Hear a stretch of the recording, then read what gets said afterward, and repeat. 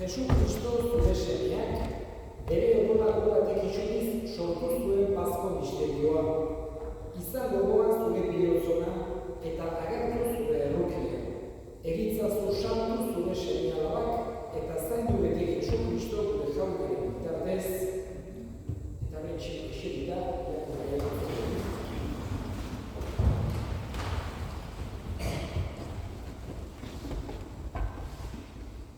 Isaías profetari dituetik. Ara, nire sortitzaria gara salatu. Goratua orain emanera asko izango da. Asko eta asko ikaratu ziren arkaz, hain baitzuen bizta itxura ere gatua eta gizakia zenik ere ez baitzirikien. Era berean, herri asko argituko dira. Erregeak haren aurrean mutuko dituko. Inoiz kontatu ez zitzaizkiena ikusiko baitute. Inoiz entzun ez dutena adituko. Nor sinetsi gure mezua? Nori agertu zaio jaunaren ahalmena? Sustraiak lur lehorrean dituen kimua bezala azizten jaunaren zerbitzaria haren aurrean. Ez zuen duintasunik, ez edertasunik, ez dute begietzak itxura erakargarrik. Mespretxatua eta jendeak baztertua, oinazen izona sufritzen ikasia. Ez ikusiaren egiten zaiona bezala, mespretxatu egin genuen. Eta entzarrotzak hartu ez. Baina gure behintzat bere gain hartu zituenak eta gure oinazteak eranak. Guk berriz zigortutzat beneukan, jangoikoak zauritu eta atxikatutzat. Gure bekarretatik zulatu zuten, gure errunetatik zanpatu.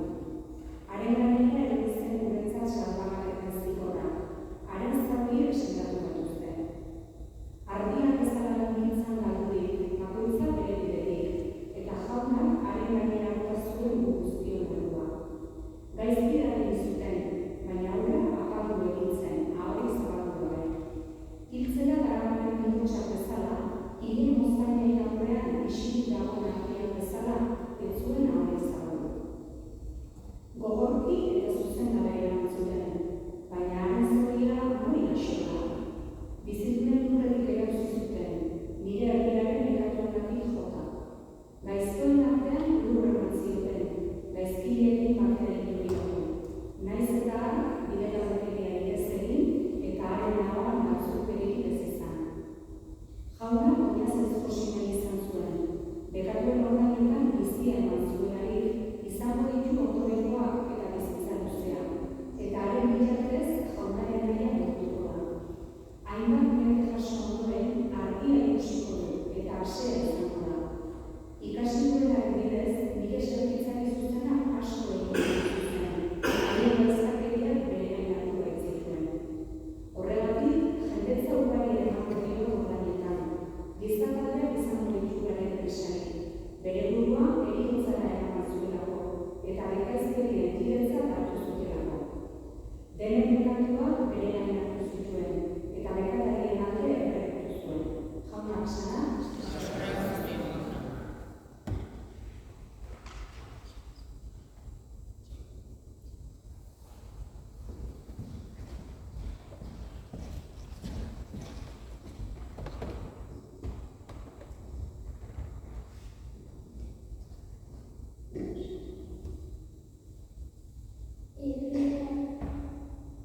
Ebrearen egindako gutunetik.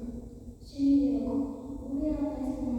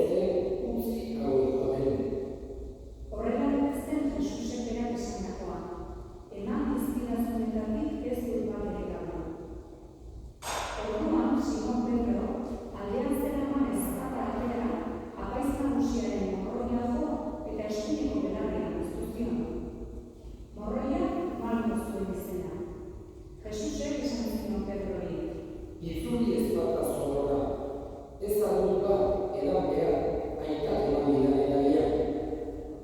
Gudaritateak bere buruzagiarekin eta judu agintarien guardiak Jesus preso hartu eta loturik Anasen etxera eraman zuten lehenengo. Urteetako apaiz nagusi Kaifasen aitaginea zen Anasa. Kaifas zen juduei aholkua eman ziena, hobera gizon bat herriaren erditzea. Simon Pedro eta beste ikasle bat Jesusen atzetik joan ziren. Beste ikaslea apaiz nagusiaren ezaguna zen, eta Jesusekin batera apaiz nagusiaren jauregiko kargu pasatu zen. Pedro berriz kanpoan begitu zen ate orduan. Atera zen orduan apaiz nagusiaren ezaguna zen ikaslea, eta atezainari hitz egin ondoren Pedro barrura sarrerazi zuen. Atezain zegoen neskameak esan zion Pedrori. Zu ere ez altzara izan horren ikasletakoa? Pedro erantzun. Ez naiz. Morroiak eta borroiak sua piztu eta berotzen ari ziren, hotz egiten baitzuen. Pedro ere haiekin zegoen berotzen. Apaiz nagusia bere ikaslea ez eta irakatziaz galdetu zion Jesusi. Jesusek erantzun zion. Agerian hitz egin izan diot ni mundu guztiari. Sinagogan eta tenpluan irakatsi izan dut beti. Judu guztiak ditzen lekuan, eta ezer ere ez dut ezkutuan esan. Zergatik galdetzen didazu niri. Galdetu bire entzutei eta emango dizute esan dudanaren berri. Hori esan zueneko, antzeko guardia batek masakeko bat eman zion esanez. Horrela erantzuten eman duzu apaiz nagusiari? Jesusek erantzun zion. Gaizki hitz egin badut, esan zertan. Baina ondo hitz egin badut, zergatik jo duzu. Orduan, Anasek Kaifas apaiz nagusiarengana bidali zuen Jesus lotuta. Bitartean, antzegoen Simon Pedro berotzen, eta esan zioten. Zu ere ez altzara horren ikasletakoa? Pedro bukatu egin zuen esanez. Ez naiz. Apaiz nagusiaren morroietako batek Pedro belarri moztu zionaren aideak esan zion. Ez dut ez daituk neuk ikusi horrekin manitzean? Bukatu egin zuen Pedro berriz ere, eta berehala oilarrak jo zuen. Kaifasen etxetik gobernariaren jauregira eraman zuten Jesus. Goizaldea zen. Juduak ez ziren jauregian sartu, bere buruak ezkutsatzeko.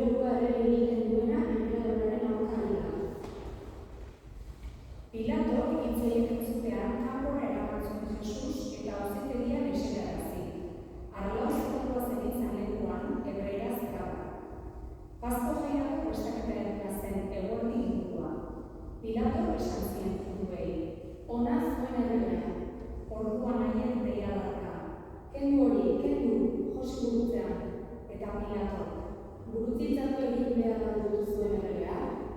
Apaiz-buruek erantzun zioten. Ez dugu enperadorea beste erregerik. Orduan Pilatok haien esan utzi zuen gurutzintzat zezaten. Hartu zuten beraz Jesus eta gurutzea sorbaldan zeramala buru ezur erreraz Golgota zeritzan lekurantz atera zen.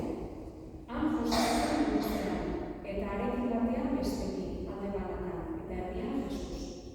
Pilatok kartel bat idatzi eta gurutze buruan ipini zuen hau zegoen idatzita. Jesus Nazaretarra, juduen erregea. Judu asko irakurri zuen kartela, hiritik hurbil baitzegoen Jesus gurutzintzatu zuten lekua. Gainera, erregeraz, latinez eta gerrekaz zegoen idatzia. Juduen apaiz-buruek esan zioten Pilatori. Ez idatzi juduen erregea, baizik, juduen erregea dira dioena. Pilatok erantzun zuen. Idatzia bego idatzirik. Gudariek Jesus gurutzean josi ondoren, haren jantziak hartu eta lau zati egin zituzten, bakoitzarentzat bat. Gero tunika hartu zuten, baina josturarik gabea goitik behera egingoa zenez, esan zioten elkarri. Ez dezagun urratu, zotz egin dezagun, ea zinentzaten. Horrela bete zen Liburu Santuak dioena. Nire jantziak beren artean banatu zituzten, eta nire tunika zotzekin. Hain zuzen ere, horreixe egin zuten gudariek. Jesusen gurutzearen ondoan zeuden haren ama, amaren aizka, Maria Kleofasen emaztea, eta Maria Magdalena. Jesusek bere ama eta honen ondoan maite zuen ikasle ikusirik, esan zion amari. Emakume, horra hor zure semea. Gero ikasleari esan zion. Horra hor zure ama. Eta orduz gero ikaslea bere etxean hartu zuen. Ondoren, Jesusek bera betezela jakinik, Liburu Santuak esana erabat betezedin esan zuen. Egal naiz. Bazenan ozpinez betetako pitxar bat. Orduan, beraki bat ozpinetan busti eta kainabera baten muturrean erantziz ezpainetara horretu zioten. Ozpina hartu zuenean Jesusek esan zuen. Bete da dena. Eta burua makurtuz azken arrasen eman zuen. Eta, berariatuko dira.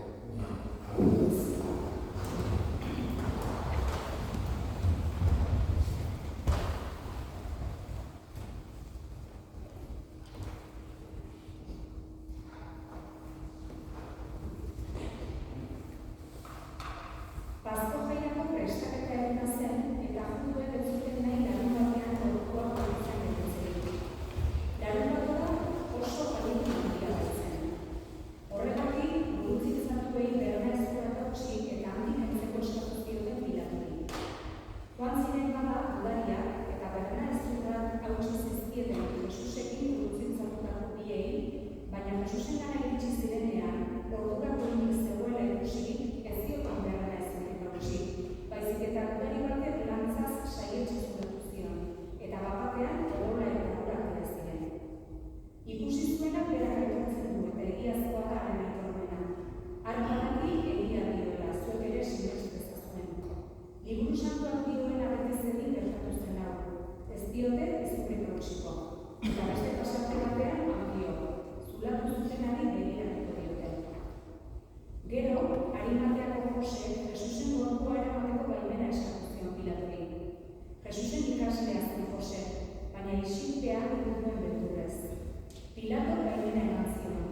Har gorpuan joan eta Jesusen gorpua eraman egin zuen.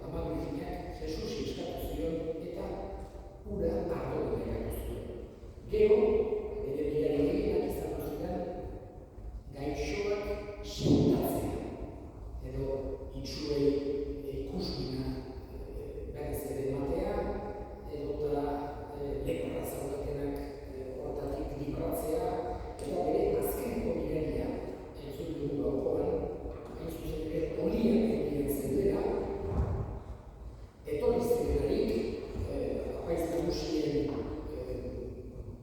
bere gizonak, bere soldaduk, Pedrok horietako bati belarria moztu zion, malko izeneko bati.